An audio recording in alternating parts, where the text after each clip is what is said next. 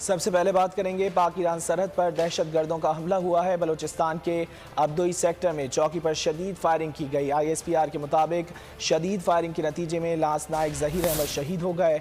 और young doctors के एहतजाज के हवाले से आपको ये बताएं कि क्वेटा पुलिस ने यंग डॉक्टर्स की रेड जोन में एंट्री नाकाम बना दी। मुजाहिरीन की रैली जिन्ना रोड से होते हुए दोबारा सिविल अस्पताल पर इख्तिताम पसीर हो गई।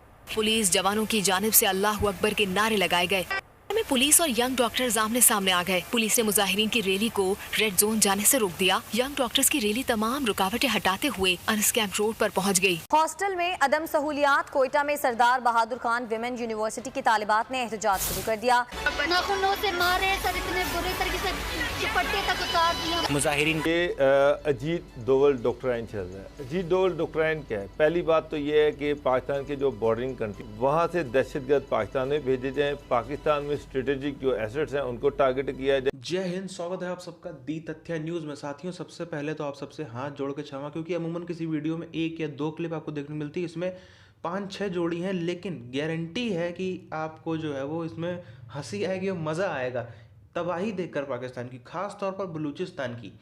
एक तरफ इनके जितने डॉक्टर हैं वो भयंकर, आपने देखा भीड़, आप देखेंगे भयंकर भीड़ में जो है वो विद्रोह करें, जिसकी वजह से अस्पताल एक तरफ बंद हुए पड़े हैं, सरकार डरी हुई है। दूसरी तरफ इनके बॉर्डर पे जो है वो ईरान बॉर्डर पे हमला हुआ, एक इनका जो है वो फौजी भी उसमें ठोक दिया गया, निपटा दिया गया। तीसरी तरफ जो वहाँ की गर्ल्स हॉस्टल की लड़कियां हैं उन्होंने भी बवाल मचा रखा है, और वो तो देख करके शायद आपकी हंसी भी ना रुके। और इन सब के पीछे जो है वो हर बार की तरीके पाकिस्तान रो रहा है, चीख रहा है, चिल्ला रहा है, और सारा का सारा दोष जो है वो हिंदुस्तान पे मर रहा है। पूरी चीज के उधर हम चलते हैं, आप चैनल को सब्सक्राइब करके बेल आइकन दबा लें। पुलिस जवानों की जानिब से अल्लाह अकबर के नारे लगाए गए। ताहरीन पुलिस अफसरान से मुज़ाकरात के बाद रेड जोन जाने से दस्तबरदार हो गए। यंग डॉक्टर्स की रैली जिन्ना रोड से होती हुई सिविल अस्पताल पहुंचकर इख्तिताम पसीर हो गई। हम हुकूमत से ये सवाल पूछना चाहते हैं कि बलूचिस्तान को जिस तरह महकूम रखा गया है, क्या ये अल्लाह अकबर के नारे भी आप लोगों ने सिखाए हैं? आज जिन लोगों ने इस बात का सबूत दिया कि हम इस बलूचिस्तान के बाशिंदे नहीं, हम ये डॉक्टर नहीं, हम पैरामेडिक्स, इन ज़मीन के इस मिट्टी के बेटे नहीं, इस पाकिस्तान के बेटे नहीं। बहुत शुक्रिया आपने ऑनलाइन दिया। सबसे पहले तो ये है कि वाइडिया बलूचिस्तान के जो डिमांड्स हैं वो डॉक्टर्स के हवाले से नहीं है, वो अवामी डिमांड्स हैं। मतलब कार्डियक का पेशेंट जब दिल का दौरा पड़ता है, MI होता है, तो उसको अब सिर्फ डिस्प्रिन की टेबलेट पिछले 6 महीने से, इसके अलावा कोयटा पूरे बलूचिस्तान में अगर किसी को हार्ट अटैक होगा, दिल का दौरा पड़ेगा, तो उसको कराची शिफ्ट करना पड़ेगा। तो 20 से ज़्यादा हमारे डॉक्टर्स को गिरफ्तार किया गया, और आज 16 दिन हो गए हैं बलूचिस्तान में स्पेशलिस्ट डॉक्टर्स वो जेलों में पड़े हुए हैं, वो यहाँ पे कातिलों के साथ पड़े हुए हैं। उनकी डिमांड्स क्या हैं? वो अस्पतालों में फैसिलिटीज़ चाहते हैं। सबसे पहले बात करेंगे पाक ईरान सरहद पर दहशतगर्दों का हमला हुआ है। बलूचिस्तान के अब्दोई सेक्टर में चौकी पर शदीद फायरिंग की गई। ISPR के मुताबिक शदीद फायरिंग के नतीजे में लांस नायक जहीर अहमद शहीद हो गए। दहशतगर्दों का मकसद बलूचिस्तान के अमन और तरक्की को सबोताज करना है। सिक्योरिटी फोर्सेज दुश्मन अनासिर की कार्रवाइयों को शिकस्त देने के लिए पुरअज़्म हैं। वो 2,500-3 हज़ार लोग जो लेके फिर रहे हैं, उनको कहाँ से खाना देंगे? साथियों, जैसा कि आप सबने पूरे वीडियो में देखा, जो ये अपनाते थे ना, जो ये बोलते थे कि हम हिंदुस्तान को 1000 कट्स देंगे, हम जो है 1000 कट स्ट्रेटजी अपनाएंगे, हम हिंदुस्तान को इतने जख्म देंगे कि वो उससे उभर ही नहीं पाएगा। अब इनका खुद का जो ठीकरा है इनके ऊपर, इनके कर्मों का फल इन्हीं के ऊपर, कहते हैं ना कर्म जो है वो घूम फिर के आता है, वही कर्मों की सजा इनको मिल रही है, और ये तिलस तिलस कर मर रहे हैं। वाकई में जो इनको 1000 कट जो है वो इनको इस समय लग गए हैं, और आपने देखा ना कैसे हालत, ये तिलस तिलस के रो रो के मर रहे हैं, इनकी हालत वो हो गई है। और क्या बोलते हैं कि ये बलूचिस्तान में कौन करवा रहा है? अच्छा, एक बार एक बहुत ही महापुरुष हैं, सदियों में ऐसा कोई इंसान होता है, उन्होंने कहा था कि हम बलूचिस्तान को अलग करेंगे, हम जो है वो POK वापस लेंगे, क्षमता हो तो रोक लो। ये स्टेटमेंट के बाद भी आप लोग कमेंट बताओ ये किसका स्टेटमेंट था?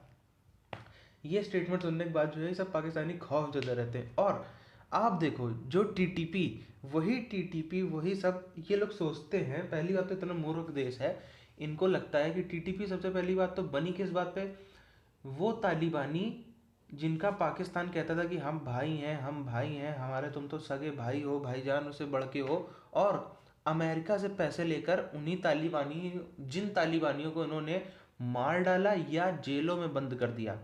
उनके रिश्तेदारों ने, उनके लड़के बच्चे सगे संबंधियों ने मिलकर टीटीपी बनाई, जिसका सिर्फ और सिर्फ एक मकसद था, वही ये सब है, वही तालिबानी, लेकिन इनका सिर्फ और सिर्फ एक मकसद था कि पाकिस्तान ने जो गद्दारी करी है उसका बदला लेना। अब आप सोचिए, जो इसी मोटिव से जो ऑर्गेनाइजेशन बनी हो, क्या वो थोड़े से समझौते पे सुधर जाएगी?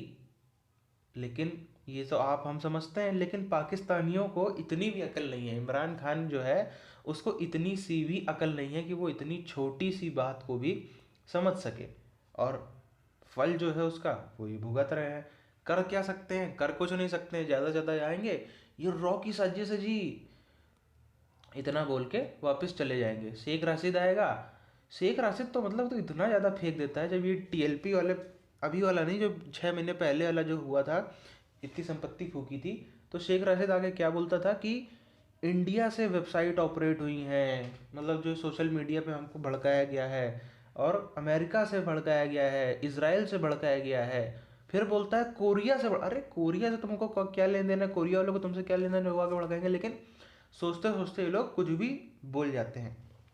अब जो बात है वो यहाँ पर ये है कि पाकिस्तान पिट रहा है, बुरी तरीके से पिट रहा है, और वो पागल हो, बौखलाहट वाली स्थिति में इस समय पाकिस्तान है। चाइना को समझ में नहीं आ रहा है कि चाइना अब क्या करे। चाइना भी आप देखिए, एक तरह उसकी अपनी सप्लाई चेन जो टूटी, उसकी वजह से उसकी अपनी दिक्कत है, उसकी अपनी प्रॉब्लम है, उसका बिजनेस इस समय डाउन है, तो इस समय वो एकदम शांति में अपना कोने में आइसोलेट होकर बैठा है। लेकिन जो उसकी पाकिस्तान में इन्वेस्टमेंट है, उस मामले में उसको जो है वो दर्द हो रहा है।